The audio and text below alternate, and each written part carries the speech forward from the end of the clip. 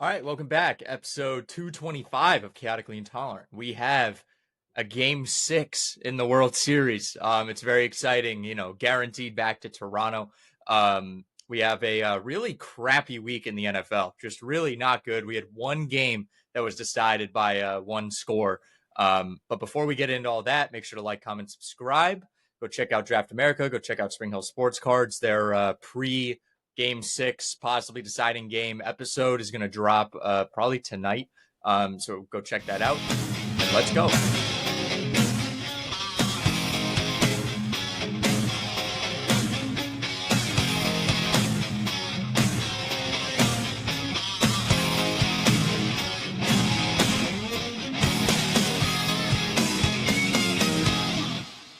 All right, Mike. World Series, baby. Where does this rank? Where does this World Series rank for you in all-time World Series? Because this has been a good one. Some of the games have been stinkers. We've had some blowouts, but this has been a really good World Series. Very competitive. I'll tell you, if the Jays end up winning, this will be the second best World Series, most satisfying in my lifetime. Since the Orioles have never made it in my lifetime, I think it would trail only the Nationals in 2019, beating Houston, living in D.C. at the time, pulling for the Nats. I mean, this would be incredible to see the Dodgers not repeat with the team that they have, with the moves obviously they made last year, and then piling on with Snell and Tanner Scott, which didn't work out. He's not even on the postseason roster. It's been a great series, and I'll tell you, it's hard to shake Game 3 for me. I mean, obviously the Jays shook it off, so credit to them. But it's hard to shake the fact that I think a couple of plays, truly a game of inches, it feels like the series could and maybe should be over. I think about that play in the second inning where Varsho gets clearly looks like a walk, and he ends up getting confused, and Bichette breaks for second. He gets thrown out. That cost him at least one run. Nathan Lucas swung at ball four times so that Clayton Kershaw could have his ride off into the sunset kind of moment. If he takes any of those pitches, the Jays have the lead in the 12th. Both teams squandered opportunities in extra innings in that game. But LA's come out flat since then. And the Blue Jays, think about some of the gut punches they've taken this postseason. They blew a 5-run lead to the Yankees in Game 3 of the division series, came back the next day, bullpen game against Cam Schlittler, and they won that one. They give up that grand slam to Suarez in Game 5. They blow an 8th-inning lead. They come back. They win Game 6 and 7 at home. They lose in 18 innings to the Dodgers. The gut punch of all gut punches. And they come back with not just 2 wins, 2 resounding wins, kind of in the same vein of what the Red Sox did. In 2018, they took that punch when Muncy hit the home run off of Valdi in the 18th, came back, won the next 2 games, and closed it out in L.A. So this is just, I'm getting so many 2019 Nationals, 2023 Rangers vibes from this Blue Jays team. Kind of ironic that Max Scherzer was on those 2 teams as well. He's on this team. I mean, there's just, this team is so unflappable. Just watch the Blue Jays body language. They look so relaxed. I can't remember I've seen, usually watch the World Series, you see these guys tense, they're nervous, you feel that. I don't feel that from the Jays. I mean, just look at the expressions on their faces. They just look like, no biggie. We come right back. Next at bat, next pitch. You Savage, he has that one bad pitch last night to Kike. He knew it. I mean, he turned away right away, came right back, dominated, completely dominated. So I think the Blue Jays have a shot. I mean, Yamamoto's going to be, that's the guy the Dodgers want on the mound. I think one interesting storyline for me, I mean, not storyline, but this could play out if it goes to Game 7. You're not going to really be able to use Ohtani out of the bullpen. So the Blue Jays would have probably their Game 4 starter on short rest, Bieber available to pitch out of the pen. But the Ohtani to the pen thing, I don't know how they would figure that out mid-game, and you'd lose the DH and all that, and you'd have to put him in the field if he stays in. So that takes him out of the equation for Game 7. Yamamoto, they're going to probably let him throw 150 pitches in Game 6, so that takes him out of Game 7. And then Snell didn't even want to warm up. He had a day extra rest that Yamamoto did, and it was Yamamoto running down to the pen in Game 3 to warm up. Snell is sitting there with his hoodie. He just threw, 116 pitches. So you would think if it goes to Game 7 after Tyler Glasnow, it's bullpen all the way. I also could not believe they didn't go Snell to Sasaki. There should not have been anyone else pitching in that game last night for the Dodgers besides Blake Snell and Roki Sasaki. He's a starter. He could go at least 2, if not 3 innings. They bring in Enriquez, throws the wild pitch. They bring in Bonda after hit. Well, I guess Enriquez gave up the hit also. I don't even remember, but it just didn't make sense to me. And the Dodgers offense just looks kind of flat. They look like they spent a lot of that energy in the 18 inning game, and hopefully the Jays can capitalize. They get 2 cracks at it here going home. Yeah, you talk about the Blue Jays and the body language and again just being unflappable. I feel like going into the playoffs, like they were the number one seed, but nobody really expected them to actually do it, to actually get there. They've going into the Yankees series, everyone said without Bo Bichette, this Blue Jays team just can't keep up with the Yankees, and they did it. They kept up and they won, pretty resoundingly, I'd say. And then they go and play Seattle, and you're not super confident in their ability against Seattle because you have Kyle Raleigh, and Seattle felt a little bit like a team of destiny, and they survived there in 7. They've been battle tested, and I think at this point they're like we've already been doubted all postseason, pretty much all season. They've been kind of flying under the radar a little bit, so maybe it's not a complete shock that they just don't care. They're like, if we win, we win. If we lose, it is what it is. We no one really thought we were supposed to be here anyway. So, I think now they feel like the team of destiny. And if you're the Dodgers, if you're Dave Roberts, how can you walk into the clubhouse, if you lose in game 6 or in game 7 and still have a job? I mean, it's been how many years of Dave Roberts with all of this money spent, and they still can't get it done. I get it's a 7-game series. I get anything can happen in a 7-game series, but the Dodgers have spent way too much money to only have 2 World Series titles, and one of them being in the COVID season. After all this. Yeah, I mean, Robert's got a big extension. I think getting to the World Series. I mean, first of all, I had something on the Jays. I'll hold that for a second. If you're a Dodgers fan, first of all, they've won 11 games this postseason, which is as many as they won last year when they won the World Series. You've gotten to see all kinds of records and next level, once in a lifetime play from Shohei Ohtani. I mean, you've gotten your money's worth as a Dodgers fan. I mean, they're going to be back here plenty of times. I don't think, you get that feeling of boom or bust, like World Series or bust for the Dodgers. I still think getting there, what is this, the 5th time in 8 years, plus includes the Mickey Mouse season, but they've been here, they've been on this stage, again, they've won 11 games, they got to win 2 more. And that's where that extra round, they won the division, but they didn't get a bye. So they breezed by Cincinnati, but still, that's a lot of baseball. They hadn't lost back-to-back games since, late September. And for the Jays, I mean, they stared death in the face, right? They were down 0-2 to Seattle. What I was kind of thinking all year was that the National League was the superior league, and that whatever team got through the NL was going to win it, right? Milwaukee was just so good. They had the best run differential, the best record. You had the Phillies. You had a pretty good Cubs team. You had San Diego. It was a pretty stacked NL, and you looked at the AL and you're like, anybody can win this thing. Seattle came on and now they're a favorite. People always have their reservations about the Yankees. And so, although the Yankees were hot as could be coming into the playoffs, I mean, they were a good team. I don't think you can deny that it was not like, some crappy underachieving Yankees team. Judge went off in that series.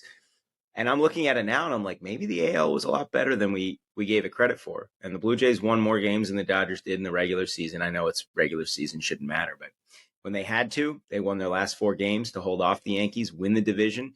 Yeah, count me as someone that thought they kind of limped in a little bit and didn't have Bichette, and the Yankees were coming in with all the momentum of the Schlittler game against the Red Sox.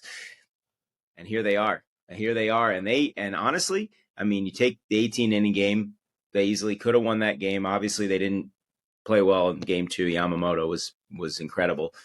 But it feels like when they've won, they've been the much better team. They've looked more confident, more comfortable, and like their offense just doesn't, they just come through. They put the ball in play, and they've gotten into that Dodger bullpen. That was going to be the key to the series. They've kept the starters, other than Yamamoto, from really just dominating the pace of play. And if they can just get to Yamamoto a little, last night was the first time they scored first in 5 games. The Dodgers scored first in all 4 games to start the series, and the Jays still came back so they won 2 of them. They came back and took the lead in game 3. They had a 4-2 lead. So they just, they're unflappable. And you're right, battle tested, and you got to like their chances. Weird stat: only one team in the last 11 traditional World Series has actually clinched at home since the 13 Red Sox. The only team to do it was the 22 Astros. For whatever reason, we're used to seeing the road team finish off the series, and the Blue Jays have a chance. I guess the Dodgers were technically the home team in 2020 when they won, but the Jays have a chance to reverse that trend here. Yeah, and if they do, I mean, Toronto is just going to explode. That Oh, city is just going to explode. It's going to be awesome to see. And they're in my division, in our division, and I don't care. I would rather see them. I think that would be a better story to see them win.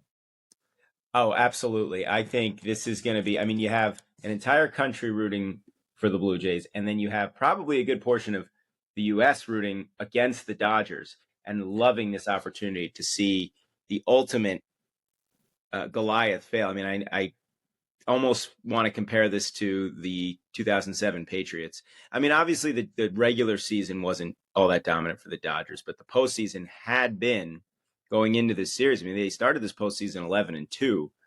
So the Dodgers losing would be, I mean, I don't want to go as drastic as saying it'll save baseball and stop the lockout, but I think you'd have to just be insanely happy if you're anything but an actual Dodgers fan.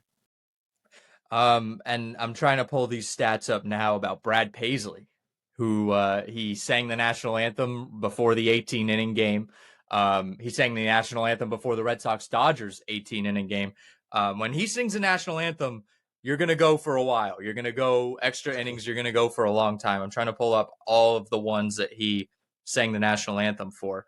It was game 3, the 18 inning game, the 11 inning game in game 2 of the 2017 World Series, and the 10 inning game of game 1 in LA last year. He called himself Mr. More Baseball. So just know if you want to go to a World Series game and Brad Paisley's going to be singing the national anthem, be ready to be there for a long time. I think that's the deal. That's fair. And then I don't know if you saw the Dodgers. They came out with like a tomahawk steak for the World Series. Yeah. Just the most overcooked thing I've ever seen. It was the most LA type of steak that I've ever seen. It was gray. Like the whole steak was just gray. It was disgusting. And I think it just kind of showed you like this is LA sports here. Like there's just they ruin everything. They do. It's not fun. Like no one wants to see them. This is like your big moment for LA, and you give us a gray steak. I think that's just gross.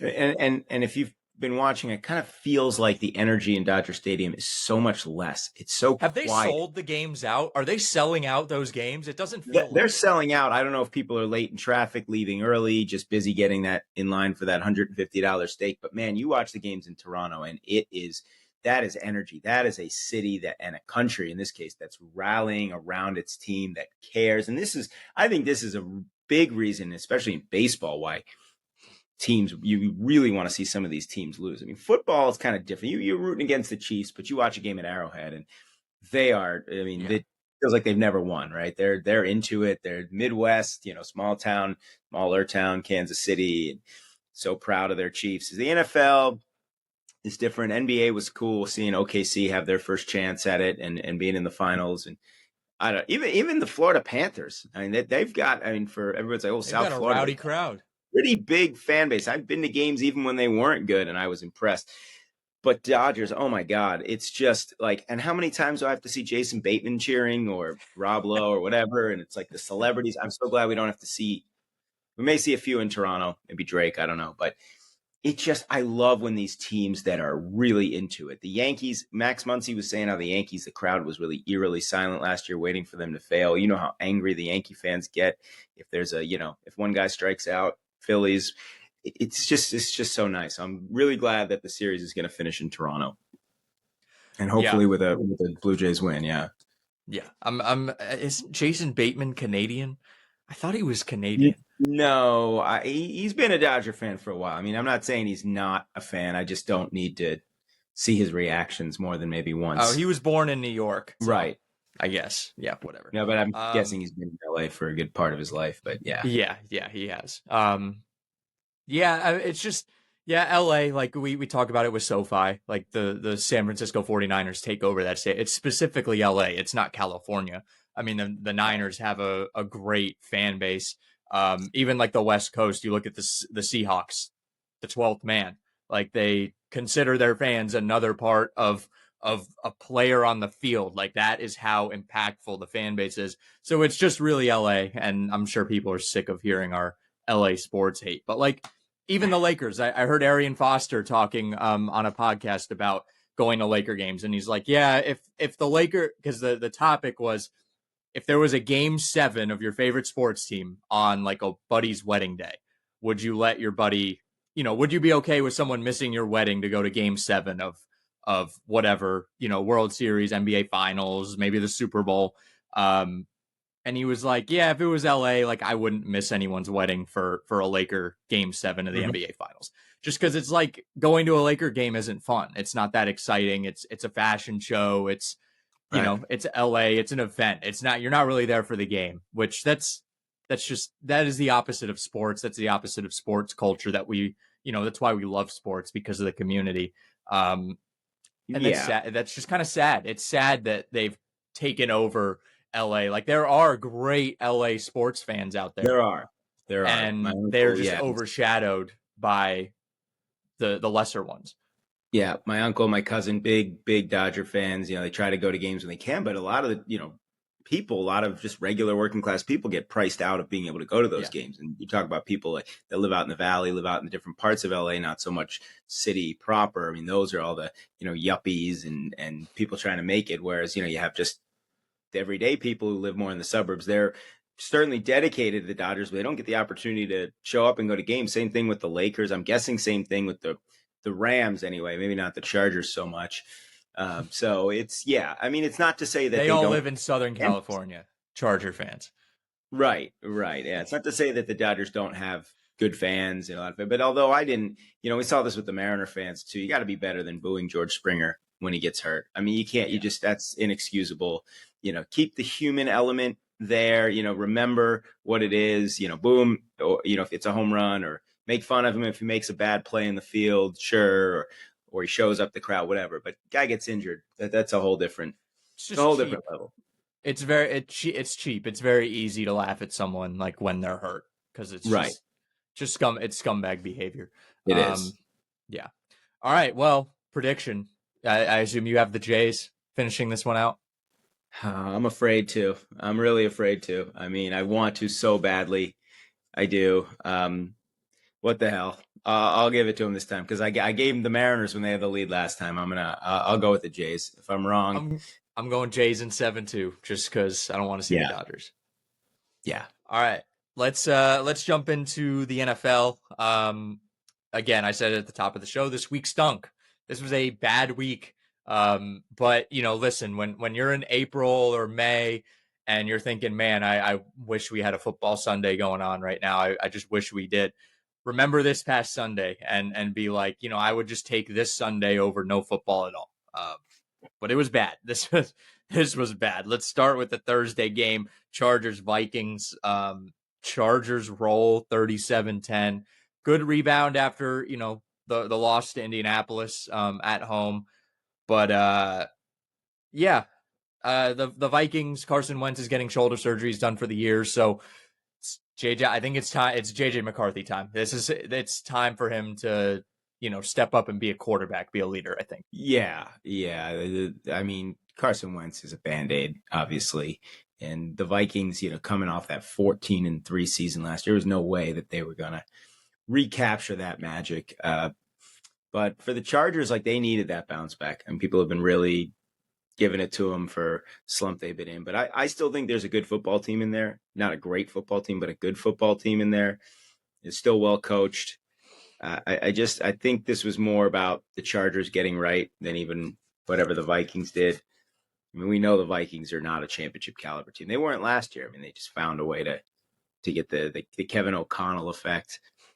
But Herbert was very efficient, and this Kamani Vidal. I mean, he's been a breakout star, or close to star for the Chargers, and he can run the ball. It takes so much pressure off Herbert with their offensive line injuries.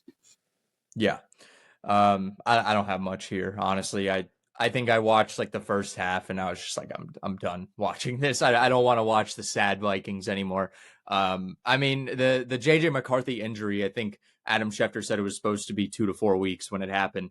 And then he came out and said it was originally supposed to be 6 weeks, except Adam Schefter said before that it was 2 to 4 weeks. So which is it, Adam? But I don't know the severity of the injury. I'm not in JJ McCarthy's body, but there becomes a point where you have to be a quarterback and you have to be the leader and say, I know I'm in pain, but I got to play through it to, hopefully save my team's season. And maybe this is do the Vikings think he's good? That's my big question, because we really we've seen one great quarter of football out of JJ McCarthy to this point. And you took him with your first round pick. He gets hurt last year, so he misses the entire year. Now the fans are asking, is this guy really it? Is this guy good? Was this guy worth it? And the Vikings know that you can always say he's going to be good, when he doesn't touch the field. He has not touched the field. They know that they're just buying time at this point. And he needs to prove it or not, I think by the end of this year. And I know that's quick to say for a quarterback, but there were already a lot of doubts about him when he was drafted. A lot of people were saying he was a game manager, and he couldn't even manage the game in the NFL. He was carried by his running backs. He was carried by his defense at Michigan. This is it. This is the time to prove him wrong. You have to come out and at least look like a competent quarterback. You don't have to be great. He doesn't have to be a great quarterback. He doesn't have to come out and be Drake May out there, but he needs to be able to be competent and lead an offense that looks like they can handle themselves in the NFL. And especially, I mean, this is the NFL. You're going to have to play through some injuries at times if you're going to be a quarterback.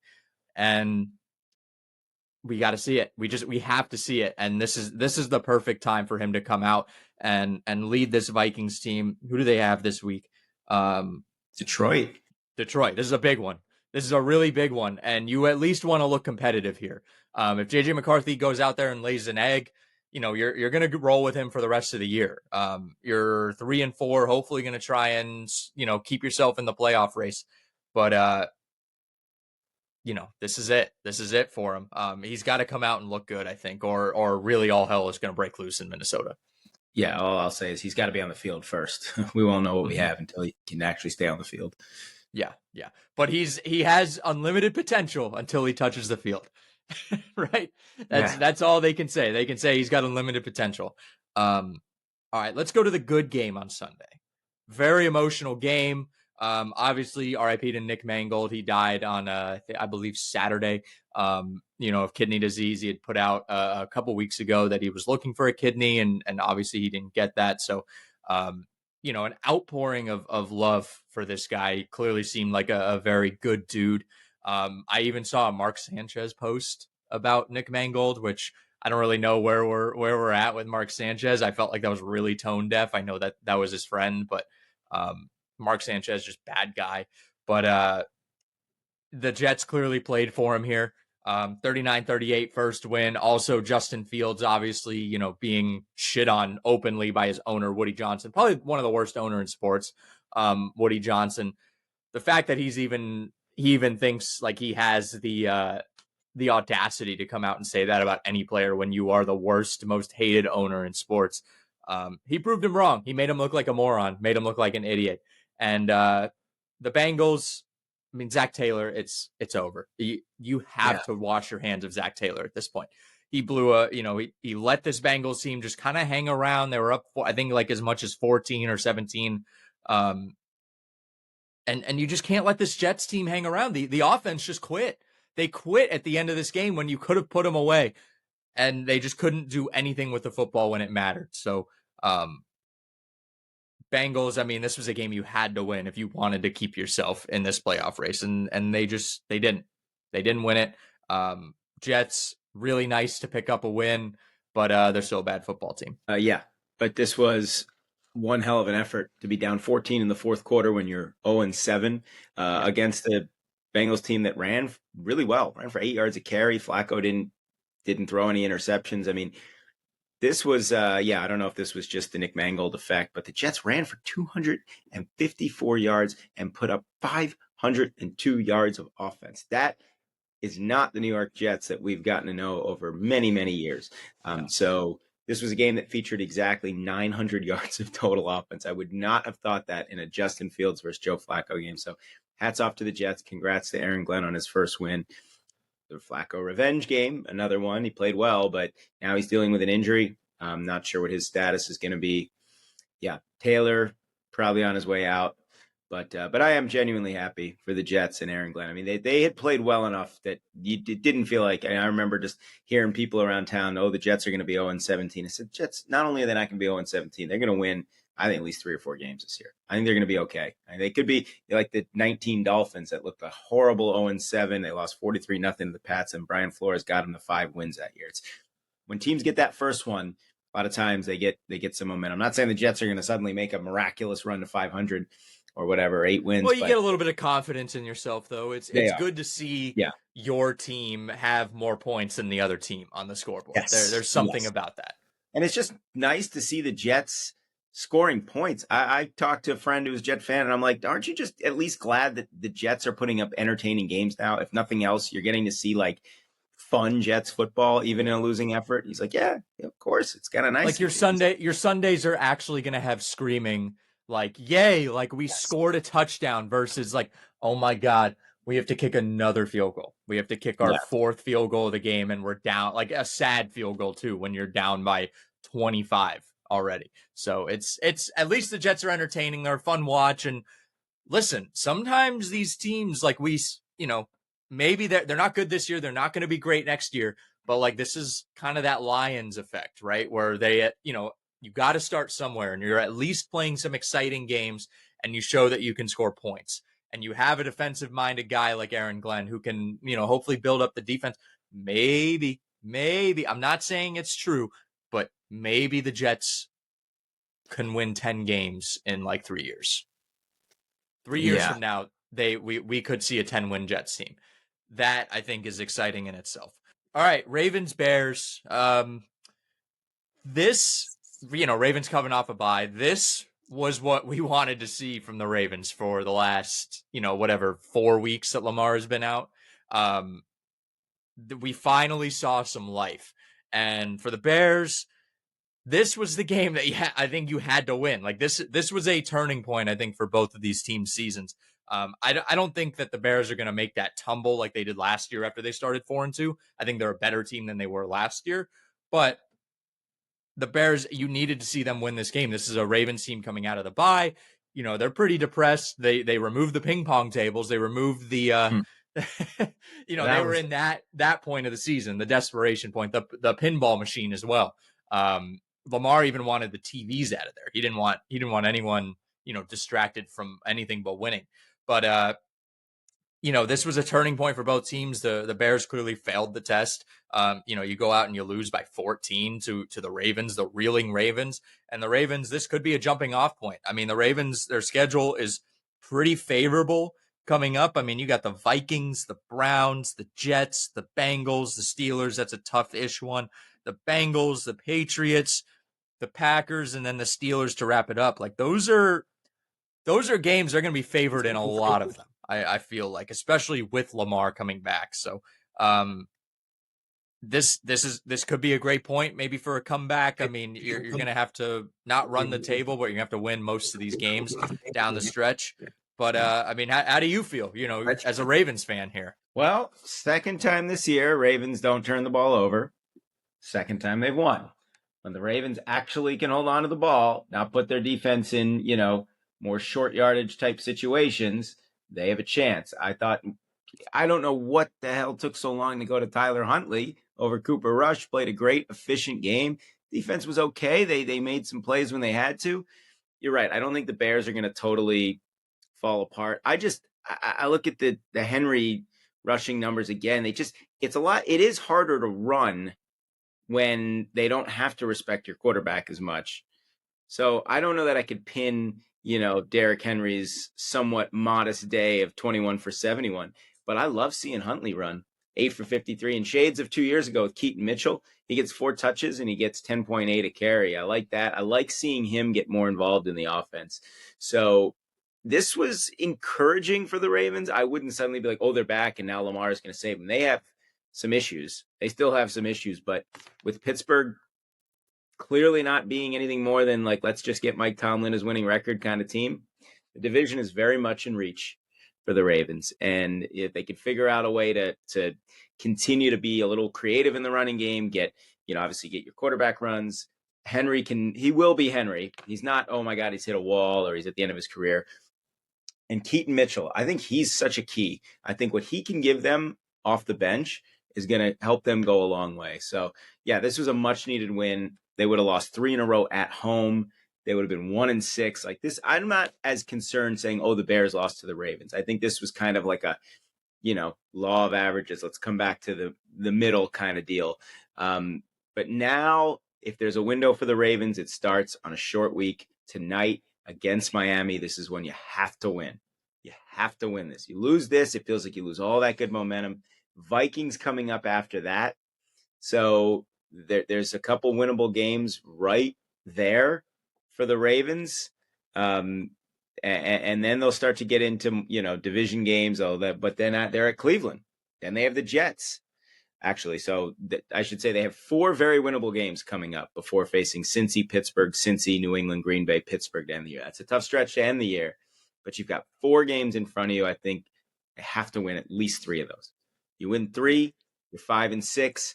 You're probably still. I think you got to win 4. You have to win all 4. If you're going to be a playoff team, those are teams you have to win or you have to beat. Especially like every game matters for this team at this point. Every single one matters. You can't take a week off. You got to win all 4. I gotta say it. Sorry, Mike. I hope they can, obviously, but it's hard. It's hard when you have to win, and when you have no margin for error, that makes life pretty difficult. So we'll see. We'll see what this Ravens team's made of. I've been very questioning of the mental toughness of this team over the years. Now you're in a situation where, you're supposed to win these games, but now you got to go out and do it. Yeah. Dolphins, Falcons. No Michael Penix, Michael Penis. And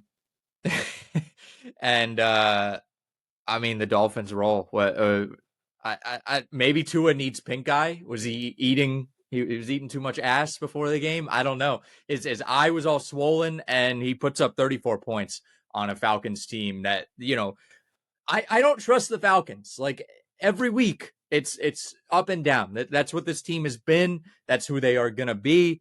You come out, you get absolutely destroyed by a Dolphins team that is depressing. This is a depressing Dolphins team. They are sad. They are ugly. Like they want to tear the whole franchise down, and you lose by 24 to the Dolphins. I mean, this is bad.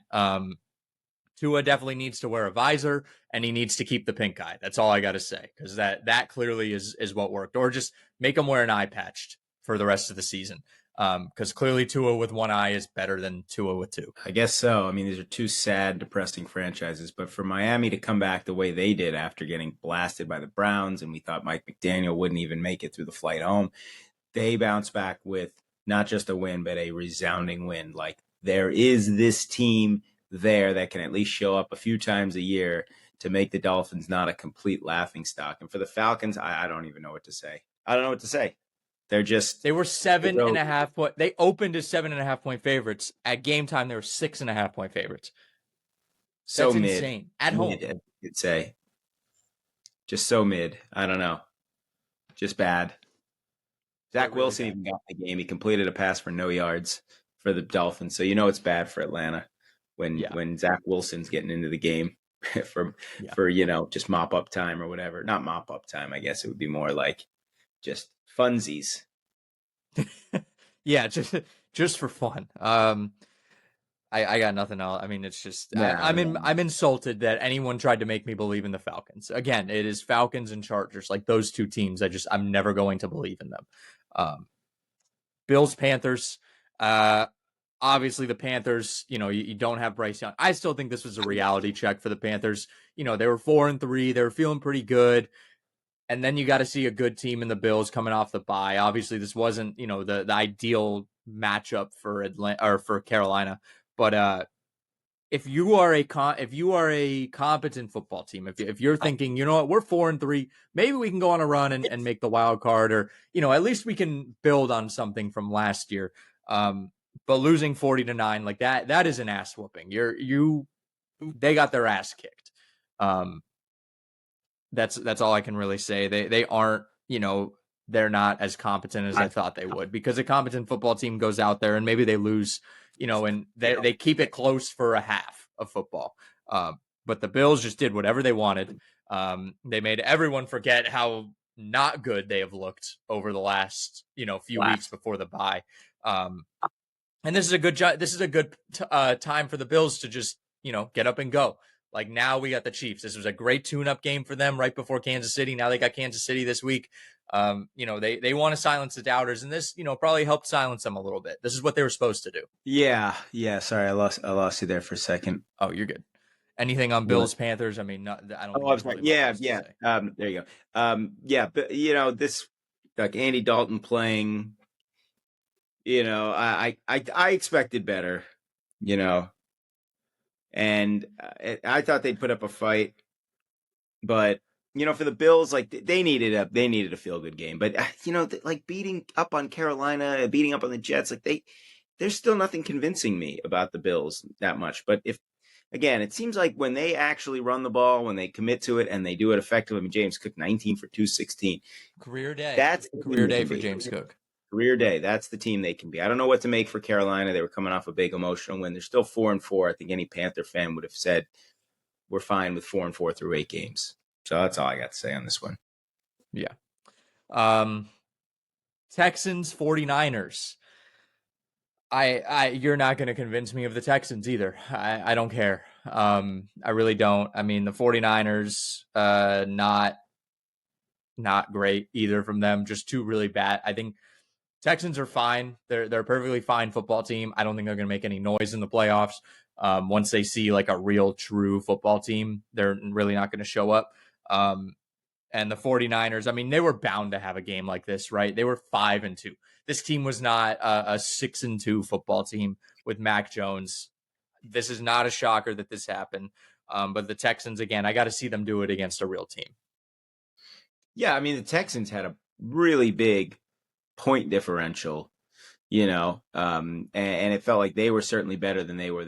I actually was pretty confident in the Texans in this game. I don't think there's any real concern for the 49ers. I mean, they're still a pretty banged up football team that's overachieved to this point. And, Houston, again, I'm not convinced that they're for real, but they weren't a 2-5 football team. And finally, CJ Stroud puts up good numbers. It's like, God forbid he does that one time this year. He threw a pick, but he was 30 for 39.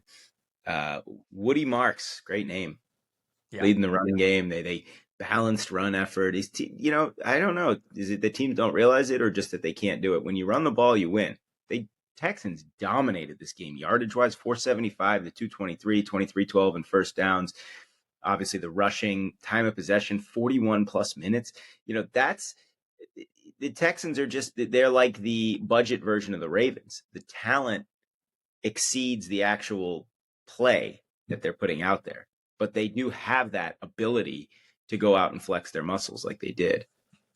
Yeah. I mean, this is a very talented football team, especially on the defensive line. They are very, very good, but they have not shown it.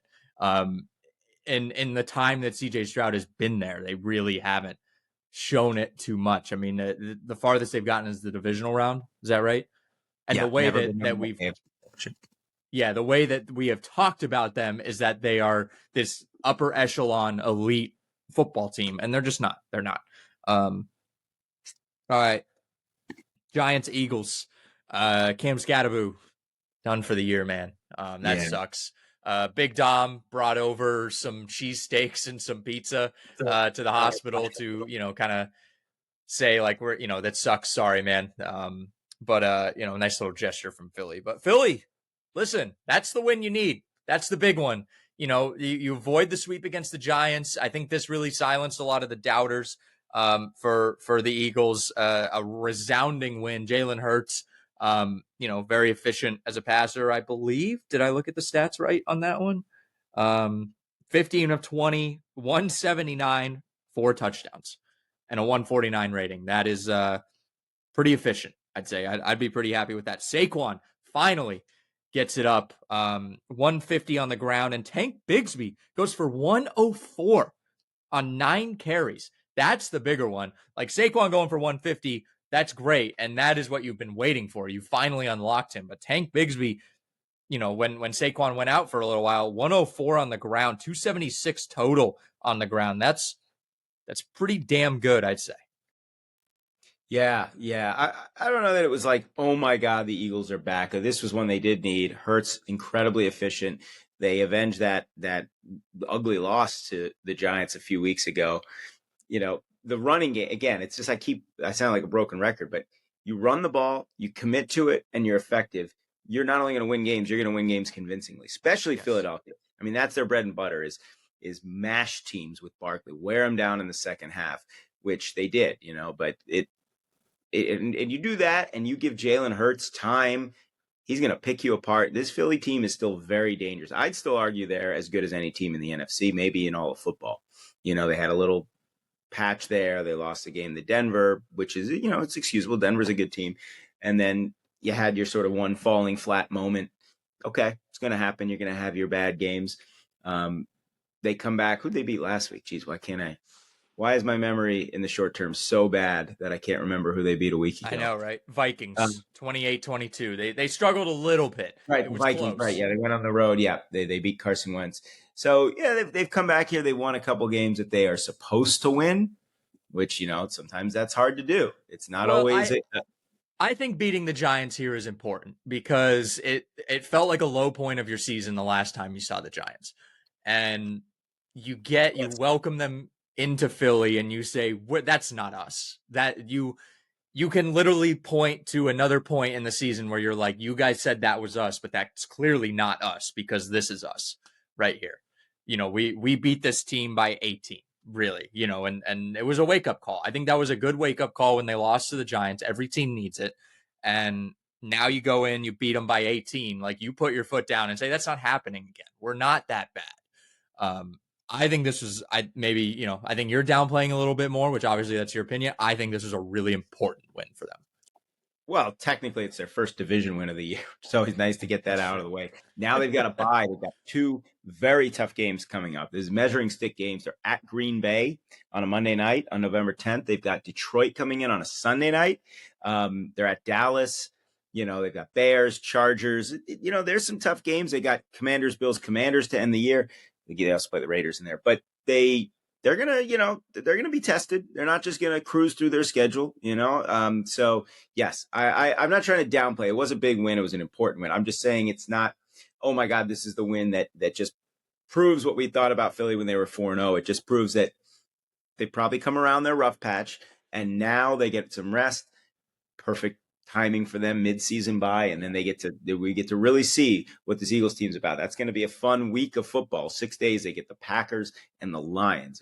Either of those games could be NFC Championship game previews. I agree. I do agree there. Browns Patriots. This reminds me of Shohei and Trout on the Angels. They would combine for 8 home runs in a game, and the Angels lose 15-8. Myles Garrett he has the 20th 5-sack game in NFL history. He becomes the youngest to 130 career sacks. Was that the number? I don't know, but I know he's worth the money that they're paying him now. I have no doubt about that. And the Browns lose 32-13. They do. They gave up a safety late in the game on a grounding call. Yeah, they're just. I mean, no. Look, the Browns were coming off their best performance in probably felt like 50 years last week, so they were due for a come down. And the Patriots, again, when you're a young team, it's hard to win the games you're supposed to win. The Patriots got off to a sluggish start. It was only a 9-7 game at halftime. They were down early 7-3. They had that little moment like, oh, is this the week the Patriots show that they're not that good? No, they are. Drake May is really good. He had the 1 pick, but 3 touchdown passes, 282 off just 24 attempts. What have I said all show? They ran the ball 35 for 177. Travion Henderson, 10 for 75. I mean, Ramondre Stevenson did nothing, but at least he took 14 totes, right? May was 7 for 50. They controlled this game on the ground. That's you want to beat bad teams. You do it by putting yourself in a position to dominate the line of scrimmage, run the football. You will wear these teams down in the second half. I loved the Mike Vrabel hire. It's proven to be brilliant so far. Still half a season to go, but they're 6-2. This is the best the Patriots have looked since that 2019 team that started 8-0 or 9-0, 8-0 or 9-0, whatever it was. So you got to be not for everyone else who survived 20 years of Brady dominating, but you got to be happy if you're a Patriots fan about where this team's at. I don't want to go away from the Patriots too much, but Myles Garrett set the record for most sacks by a player under the age of 30, surpassing Reggie White, who had 108 sacks. He has 108.5, and Garrett turns 30 in December. So he's going to have a lot more time to increase that number. Just absolutely insane that they completely wasted it. They completely wasted his, basically his career. Honestly, they've been wasting his career. I know Mike Vrabel did say something like we were only worried about the trickery from the Browns, like anything else, like any of the gadget shit we were worried about. Everything else we were perfectly fine. We didn't even have to think about beating this Browns team. That's how bad this Browns team really is. Garrett became the third player in NFL history to have 10 or more sacks in 8 straight seasons, joining Reggie White and John Randall. It is the third 4-sack game in Browns history. And the 3-sack first half was the third of Myles Garrett's career. He is just setting records every week. He is a game wrecker. And again, it's the Shohei, it's the Mike Trout of like, this guy sets a record and the Browns lose 32-13. And the Patriots, Barry Sanders too. Defensive Barry Sanders. Wasting careers, absolutely waste of careers. Hell, even like a little bit of Bill Brooks with the Colts. It's kind of what in my mind, I equated to that. Yeah, there's obviously a litany of players who never even got to be on, like, I mean, Barry got some playoff football, but never really feeling like they had a true chance to win a championship. And certainly Myles Garrett falls into that category. He might. I'm trying to think here, because Barry went to an NFC title game. He might be like the most hopeless of like that upper echelon player who just has absolutely no hope. I mean, the furthest they went was 2020 when they beat Pittsburgh in Pittsburgh and then lost to Kansas City in that that tough like helmet to helmet game. But what other player? I mean, even Calvin Johnson. You had Matthew Stafford, and they played that. Did they beat Dallas in that wild card round game? No, they didn't. They lost. But still, I mean, maybe Calvin Johnson might be the only other one, because Matthew Stafford, he got his with his Super Bowl in LA. But Myles Garrett, great player, never going to see success, and it sucks. Dylan Gabriel, I also love that Dylan Gabriel just throwing it 50 yards. He's like, I can throw it 50 yards. So he just unloaded. He was like, I have to prove to you guys that I can throw the football down the field. And the Patriots, I mean, that I think they're, this is the best they've looked since the Mac Jones year, where they were, everyone thought they might be like a quiet Super Bowl contender with Mac Jones, and then they had to face Carson Wentz and the Colts on, Christmas weekend, or like the week before Christmas, and Jonathan Taylor broke one off. That was probably one of the greater sports memories I've had. Pats, sucks to see as a Colts fan, but also look at who's in first place in the AFC right now. Colts, Patriots, Steelers, Broncos. The last time those 4 teams all won the division in the same season was 2014, Deflategate year. Like, those were that we are in 2014 again, so it's pretty awesome to see that. The golden age of football, who would have thought it's already back? But obviously very different quarterbacks helming these guys. Drake May, top 5 quarterback in the NFL right now. Maybe, yeah. Maybe. Maybe, yeah. All right, Titans, Colts. Jonathan Taylor is very loudly making an MVP case right now. I'll say that. Yeah, no, he is. He's just incredible. This Colts offense is ridiculous, man. I mean, where did this come from? This is like 99 St. Louis Rams, 2007 Patriots level. When you can run the ball, when you have a quarterback. I mean, Daniel Jones is, I never have expected this. Colts are for real. I know that they've played a lot of bad teams. I still think they're really good. I'm just waiting again. I'm waiting for the other shoe to drop. I have done this before. I have seen, wow, the Colts are this dark horse, or wow, I mean, we haven't been this good, since 2009. I was 7 years old the last time. Like, that is crazy to think about, like, where my life was last time they were this good. At the same time, I'm still waiting for the other shoe to drop. I'm still just incredibly nervous about when are we going to see the drop off? When are we going to see the bad side of things from this Colts team? But they haven't really showed it to us. The only time they were beat was they beat themselves. So, really they're 8-1 right now. I like to say that. But no, this Colts team is really, really good. Jonathan, obviously, the last time we saw a non-quarterback MVP was 2012. Adrian Peterson comes up a couple yards short of the all-time rushing record, but still rushes for 2,000 yards. He scored 13 touchdowns all year that year. Jonathan Taylor has 14 touchdowns at this point this season. If he keeps this up, he might set the all-time record he very well could set the all-time touchdowns record for a running back. Even for a non-quarterback. So, yeah, I'm just holding my breath. I'm still holding my breath. I'm excited for the Steelers game.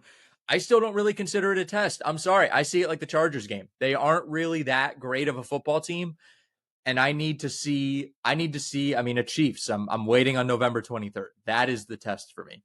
November 23rd, that is the big test. If they are competitive in that Chiefs game, that is when I will believe. They don't even have to win the Chiefs game. Honestly, they don't. I can't really expect that. But if they are competitive, they show that they have fight, and they make Chiefs fans nervous, that's when I start to believe. But and for the Titans, very sad Titans team. Mike McCoy punting on the Colts side of the 50 on like 4th and somewhat short. Come on, man. You're 1-6. At that point, you have to just say fuck it. We're gonna let our guy just take some chances. Let Cam Ward get some experience out there. Punting is just that's the only way I can say like an interim coach is bad, when you play so conservative in a situation like that. But go Colts, baby. This is awesome. I'm with you. Maybe we'll see them in the Super Bowl. Maybe. I'm so incredibly cautious about thinking about the Super Bowl. I'm not even thinking about the AFC title game right now. I'm just thinking, let's like get to the divisional round. If we can even make the playoffs. I hope we don't have some crazy generational collapse that I'll just lose sleep over for the rest of my life. Bucks Saints. Bucks didn't look great, but again, we got to see them, win comfortably, win in a different way than scoring a ton of points. Baker, the Bucks offense didn't look amazing here. They also had a defensive touchdown. But again, you want to see them win in different types of ways, and at least we don't have to look at Spencer Rattler anymore on the Saints. Yeah. It's I think that experiment's over. You got to score more than 3 points. Bucks bounce back. They needed it. They needed to have a convincing win on the road in the division. They did it. I don't have much more to say. I think they're clearly the team to beat in the NFC South. And the healthier they get, the more I might be convinced that they could actually compete with the real big boys in the NFC. Yeah. Broncos, Cowboys. Broncos double up on no, they did not. They did not double up on the Cowboys. Oh man, I might have put that in. I don't remember. Anyways, they beat them by 20. Cowboys, you would have hoped for, a little bit more life out of the Cowboys, I guess. They've been a very frisky team. They've been very entertaining. They can score a lot of points. Here, they just don't score enough points. Broncos, I think for a lot of the doubters of the offense, this was the game you needed. You just needed to put up 44 points on a okay team like the Cowboys and say, yeah, we can beat the shit out of you if we want to, if we really want to. And then Sean Payton, talking shit about Russell Wilson in the media. Like, what an asshole. I don't know if we covered this, but just Sean Payton, like, overall, just not good, dude. Just asshole. Like, if Russell Wilson has to come out in the media and talk shit about you, you know you're an asshole. Because Russell Wilson, a future talked shit about Russ, and, in relation to the kind of Ciara, whatever's going on over there for years. And Russ never said anything about Future in the media, but he says something about Sean Payton. You know Sean Payton's just a dickhead. Oh yeah. Yeah, no, I've never thought Sean Payton wasn't a complete egomaniac. I don't know. Makes the Broncos less likable. I don't have anything against the team, but man, oh man, that's just not right. Yeah. Again, perfectly happy for the Broncos. I'm very happy, especially seeing them in first place. Like it reminds me of being a kid again. But yeah, fuck Sean Payton. Packers Steelers, the Aaron Rodgers Bowl. Rodgers looked okay. I think he looked. I think he looked fine. I think he looked perfectly fine. They were up at halftime, and then you just see the Packers. This is another one of those where like a somewhat good team trying to find their way. They needed that second half. They put their foot down. They said, "We are a good football team." And the Steelers aren't. The Steelers are just there to get Mike Tomlin's winning record again. And they win, in somewhat convincing fashion in the second half. So good for the Packers. Yeah, Rodgers' numbers were fine. I mean, they had I think the Packers kind of started to impose their will there in the second half. Jordan Love, really good numbers. And we're just seeing the Steelers defense get picked apart. And when any Pittsburgh team has problems defensively, it's not going to go very far. Yeah. Yeah. I don't have much else, I guess. Aaron Rodgers still has not won a game in Pittsburgh when the Packers are there. He has never won in Pittsburgh when the Packers are on the field. That's it. That stat really makes you think, because he never beat them as a Packer in Pittsburgh, and then obviously the Packers are there, and he loses to the Packers. He's that also crazy game in 2009 where Roethlisberger threw the touchdown on the last play, 37-36. And then we got did we get a Super Bowl? That they played that year in the Super Bowl. No, it was the next year. Right. Played the next year. Yeah. And just good. I also got to say, I love the Steelers uniforms. I loved them. I thought they were awesome. They were incredibly ugly. They were gross to look at. And like, there's actual character in the uniforms. I am not a fan. I'm not a massive fan of the Steelers white uniforms not in the snow. If they're in the snow, it makes more sense. But I was not a fan of those. They look cheap to me. I'm with you. Love the old unis. And then Commanders Chiefs Monday Night Football. I don't know. What is there to say? I mean, the Chiefs struggled a little bit. Really weird start to the game with back-to-back interceptions, and then they just kind of imposed their will. They said, "All right, we're done playing with our food here." Yeah, I still don't think the Chiefs are as great as everyone's making them out to be. They're clearly beatable, but Washington just had nothing really in the tank. Yeah. I mean, at least they got Terry McLaurin and Debo on the field at the same time together, so that's a plus, but not great. Not great at all.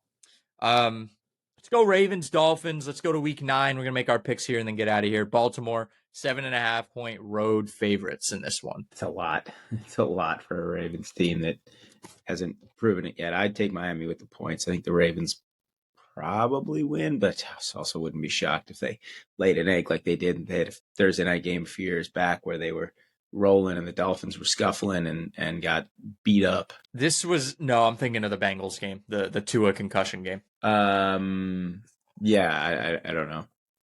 No, I think that was a Thursday night game. And Lamar is confirmed playing, correct? I believe so, yeah. Unless they have another issue with with the injury report.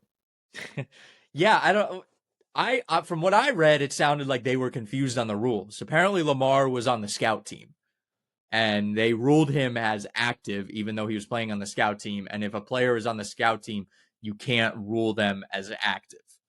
That's what that sounded like. But again, horrible timing with everything in the NBA releasing pretty much the same day that it happened. Right. I'm gonna go. I'll go Ravens, but give me Dolphins plus 7.5 here. I like that a lot. Yeah, I'm with that. Colts Steelers in Pittsburgh. Big 1 o'clock game, man. This is exciting. Indy 3.5 point favorites in Pittsburgh. What do you got? Colts. Steelers suck. But listen, the Colts and the Steelers have a long history. I get very nervous every time we have to see the Steelers. I don't care how bad the Steelers are and how good the Colts are. Um, I gotta go with the Steelers here. I just have to. I would at least take the points. I feel like this is going to be a closer than you expect game. I could also see us winning by like 25 and going like, yeah, the Steelers are just really not that good. They're not a good football team. Right. And Aaron Rodgers, I think in his history, has struggled against Indianapolis as well. I seem to remember the Phillip Rivers game in 2020, where Green Bay went into Indianapolis and lost on a game-winning field goal. I think about the Chuck Strong game. I believe that was also in Indianapolis. Indianapolis upset Green Bay in Green Bay in like 2017. I can't really remember. 16, my memory of yeah. 16 sounds about right. I think Andrew Luck was playing in that game, but we went like 8-8 that year. That like 15, 16, 17 is like kind of blends together as a Colts fan, because that was when Andrew Luck was really going through a lot of the injury stuff. I'm going Steelers though, as tradition. Patriots Falcons Super Bowl 51 rematch. I just don't trust Atlanta. I mean, I just don't ever want to pick them. I mean, I know at some point the Patriots are going to have a bit of a letdown game. You can almost see the Falcons like making this close. I would almost take the Falcons at the points, but the Patriots to win. Just because, for no other reason than it's the Falcons, right? Like they've played 2 shitty games in a row. I feel like we're gonna get a good Falcons game here. But I mean, New England's a good football team too, so give me Atlanta plus 5.5. Yep. But New England to win. Chargers Titans in Tennessee. Do we even have to talk about this? No. Is there history between this matchup? Wasn't there some sort of kind of historic game between these two? Not recently. They did play a playoff wildcard game back in 2007. I think it was raining in San Diego that day. The Titans lost 17-6. I don't know. This Titans team's just pitiful. Yeah, LA. I'm gonna take them minus 9.5. That's how confident I am in this Charger team. Bears Bengals in Cincy. Chicago 2.5 point favorites. If Chicago, you have to win this. Yeah, you just have to.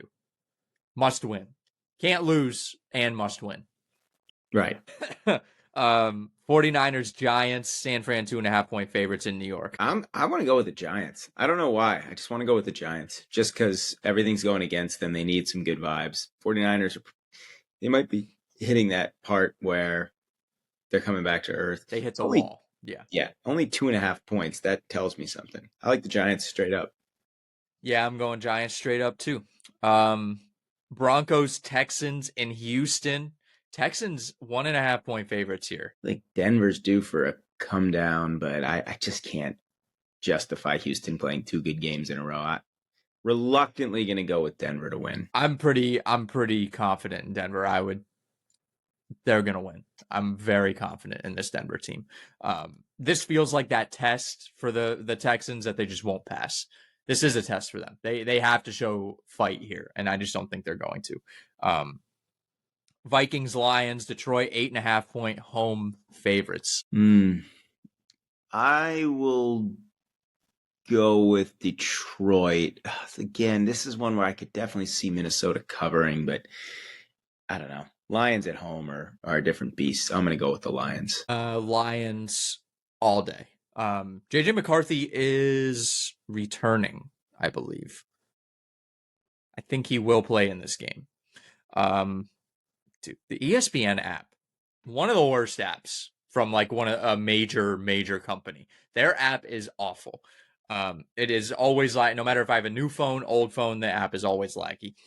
Panthers, Packers, Green Bay, 13.5 point favorites. I love Carolina at plus 13. Yeah, I would take Carolina to cover in a losing effort. In Green Bay as well. Jags, Raiders, Jacksonville, only 2.5 point favorites in Vegas. That's weird. That's a weird line. It is a weird line. The Raiders have been so bad at times this year, but I'd still take Jacksonville. I think they need it. They've had a nice first half. I'm gonna be the sicko and I'm gonna take the Raiders here. I think this is time. Like the Raiders have to get a quality win somewhere, right? Like who have they beaten? They beat the Titans and the Patriots week 1, so I don't even count that.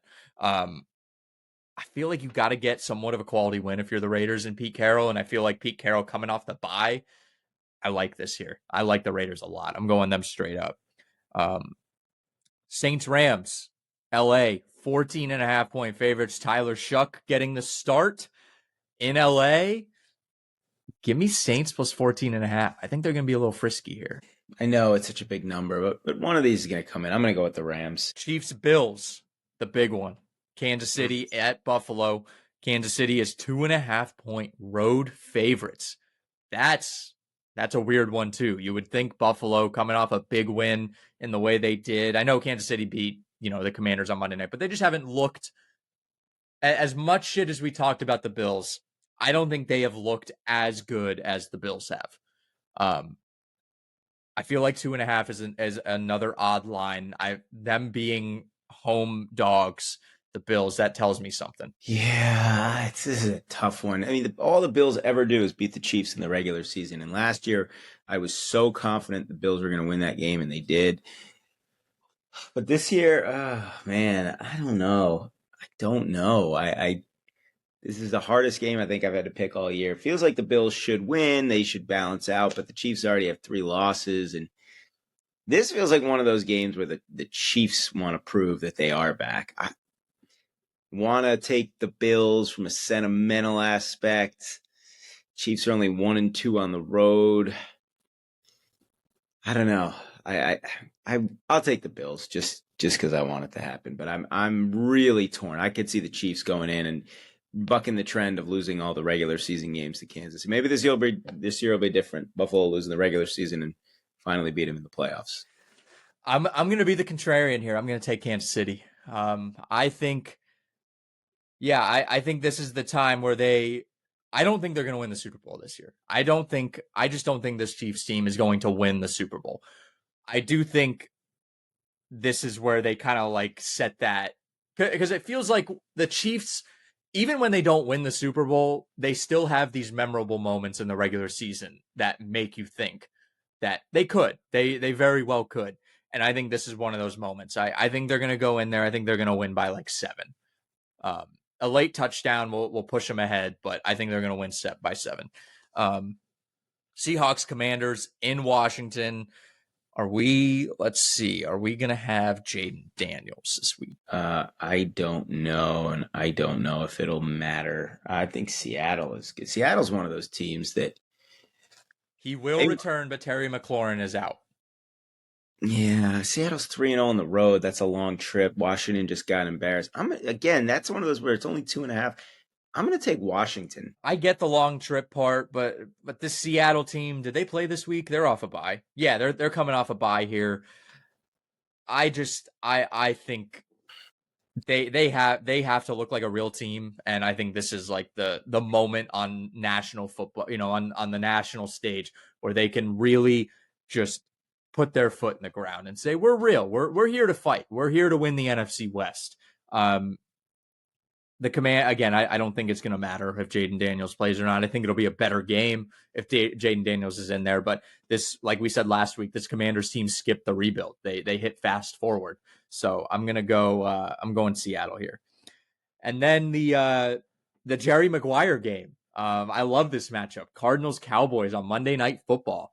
Any of you, if you remember Jerry Maguire, they played. That's when Rod Tillman, was knocked out on Monday Night Football against the Dallas Cowboys, except this one is at Dallas, not in Glendale. Do the Cardinals get you a little excited? I get a little excited when I think about the Cardinals now. No, Coming off the not at bye, all. baby. Jacoby Brissett. And Dallas is due to lose at home. They're 2-0, but again, weird. Only a 2.5 point line. Arizona just no. I'm going to take Dallas. I probably should flip it Kyler Murray. one underdog on Uh, Monday and not Sunday, but screw it. I'm trying to see here. I just don't really think that Murray should be the quarterback anymore. Right now, this Cardinals team overall looks better. I know they haven't won games, but they've been looking a lot better with Brissett. I really think Brissett should get the start, and I'm gonna say, man, I think this Cardinal, like, are they 2-6? This is a competitive NFC West. I don't think they're a 2-6 football team. I think they're a 3-5 football team. That makes a lot more sense to me.